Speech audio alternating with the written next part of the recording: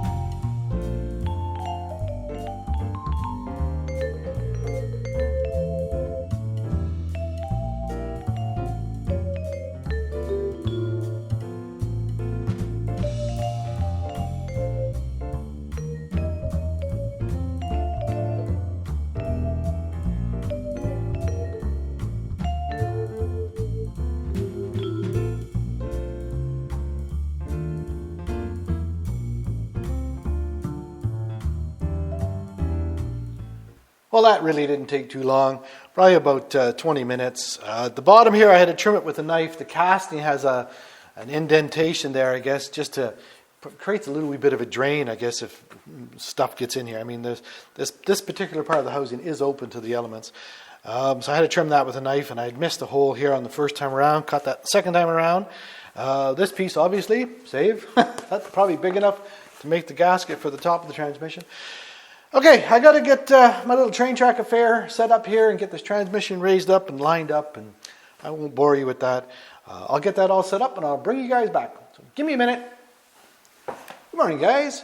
Puttering out here for about a half hour or so, 40 minutes maybe. I got this transmission back up on some timbers. I did cut myself some more timbers a couple weeks ago now, I guess.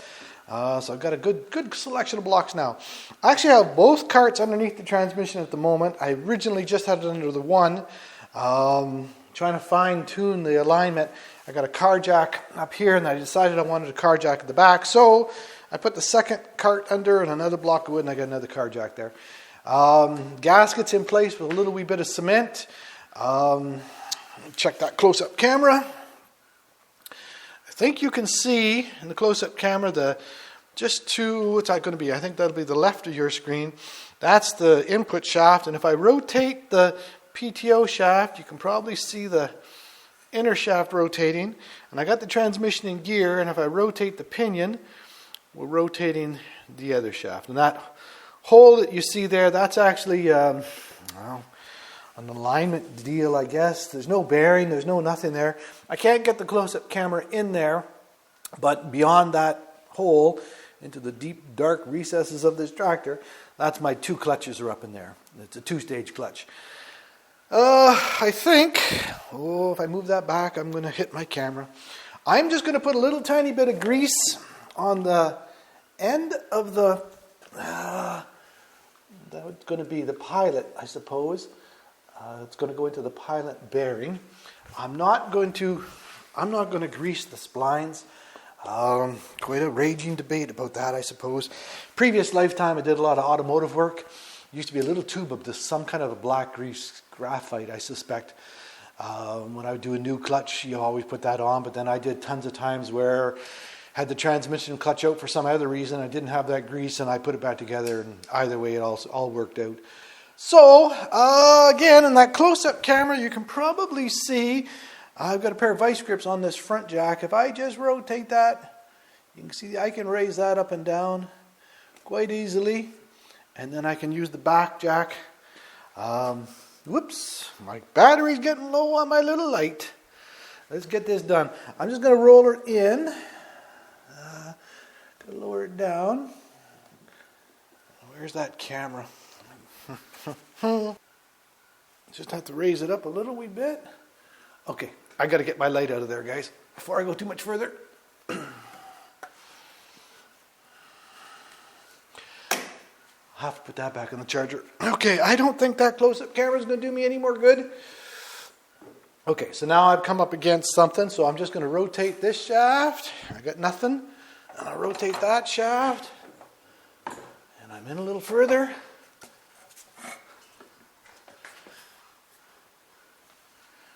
Just checking to make sure I'm not hitting anything here. Move this camera.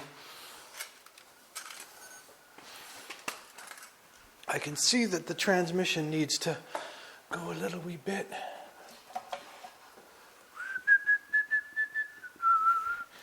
Let's try up a hair. These are still turning, so I don't think I know I'm not into the clutch yet. Well, all right, that did not go as easy as I had hoped. Put up quite a fight, actually. I got a little nervous there for a few minutes, thinking that maybe the input shafts on the 510 transmission was actually different than the 710. So I ran upstairs and I got the two oil soaked, but the two original discs that came off the 710, and of course they slid onto the shaft just fine. Took a whole bunch of measurements between this transmission and the other transmission. I hadn't done that earlier. I just kind of eyeballed everything. Everything was exactly the same. I re-leveled the tractors, the two wedges that are on the front axle. I realized I was off a little bit, although I don't think that was my main issue. The back end of the transmission, I needed to move it over. Wiggle, wiggle, wiggle, hold your tongue just right. It finally went in. I got two bolts in. I had about, half, 3/4 of an inch left to pull in that it didn't go all the way in. So I grabbed a wrench, put some bolts in. Doing something like that, I'm not going to use an impact gun. And I didn't even grab the wrench out at the far end. I kind of held it close. I didn't want to put a ton of torque on it. With the two bolts, a little bit each side, it pulled right in. Put the top back on. I'm going to go grab some lunch, and then we're going to come back. I got a couple things I want to try and fix on that final drive. I think I'll include that in this video. So I'll see you guys in a minute. Be right back. All right, guys, I'm back. I don't remember what episode it was. I'll put it someplace, up, down, bottom, whatever. I think it was taking apart the left brake. There's a shaft that's pressed into this housing that the brake pedals and whatnot run on. This shaft here on the other side, I'll get you a better picture in a second. It was, something was seized there, if I remember right. Something in the brake. Been a little while since I had that apart, guys. And it was rotating in the housing, and it wore the housing. So what I want to do is lay this thing on its side, and then I've got some JB Weld, not sponsored, but I got some JB Weld, and I'm going to attempt to goop that up and get it in the hole, and then put the brake mechanism back on to hold the alignment. I'm going to bring that camera over here in a second. I went and found myself a chunk of wood. I've got it down between the two bull gears. See, I got that chunk of pine between the two gears. So when I lay it over on its side, hopefully those gears don't flop around. And my plan, I got a chunk of 2x4 and a ratchet strap on there. I got a couple blocks of wood here that should clear the spline and the shaft that is still pressed in. I'm going to try and lay it over on its side. I've used that JB Weld a few times. I've had pretty good success with it. It's quite thick, but it is still fluid. And I'm afraid that if I try and put it in the hole on the side, it's going to end up, gravity's going to get it the hell out of there, right? So if I can get this thing laid over on its side, I think I'm going to have a little bit, I think I'll have a little bit better luck. I haven't tried this yet. I don't know if it's going to work. I might end up breaking my 2x4. We'll see. If I have more. Anyway, I'm going to break it and I'll hit myself in the head. You watch. It won't be in the blooper reels if I do. Oh boy, it is heavy, guys. Where's this 2x4 going to go? Well, something like that, eh?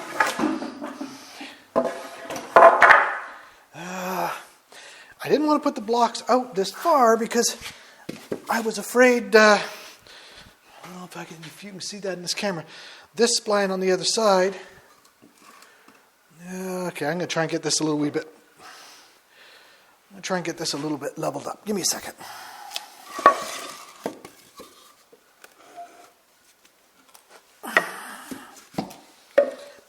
Easy enough. Okay, so where'd that shaft go? I'm going to change the cameras around here a little bit.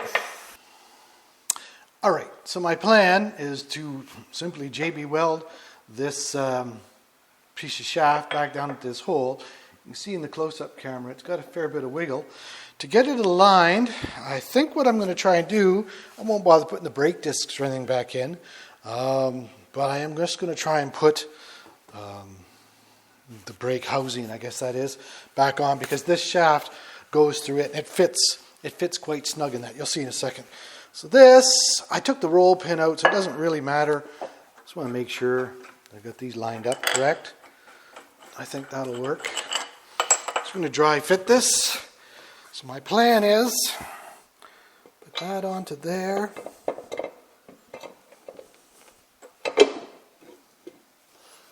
And then that goes there. There.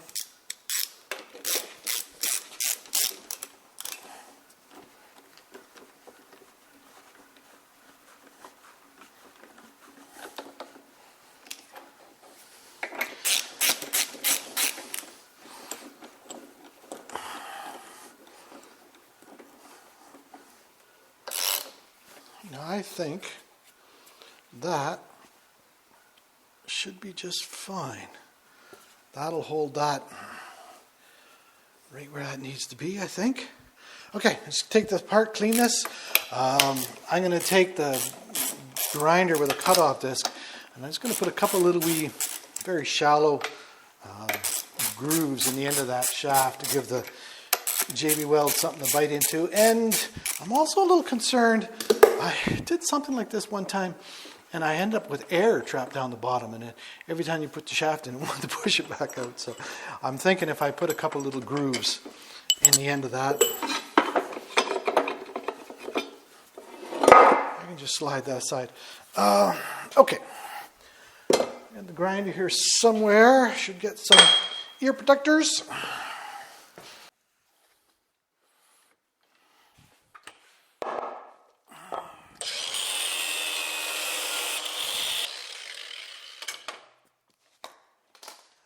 Just show the close-up camera. I just put just a few little tiny grooves there. Piece of paper towel. Again, not sponsored. Walter Slapshot. I've used this stuff for years. It is a very good cleaning stuff.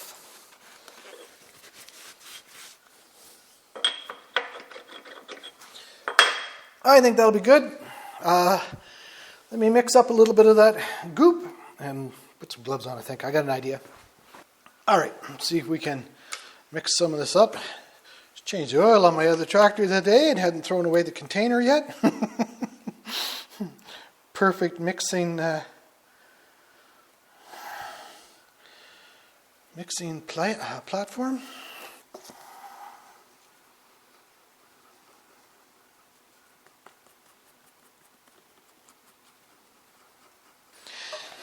Okay, my thinking is get it 3/4 of the way around in the hole and on the shaft, so hopefully I can let the air escape out of there.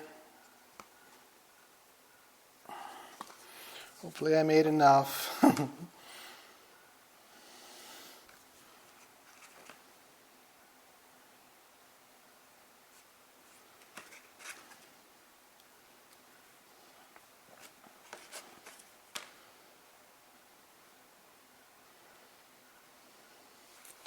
Okay, let's see what happens here.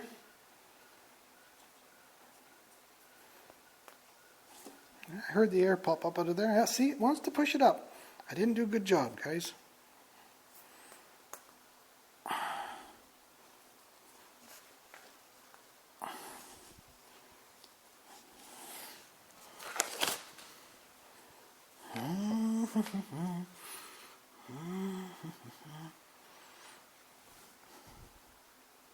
Okay, well, I'll put something on there probably. Let's put this on.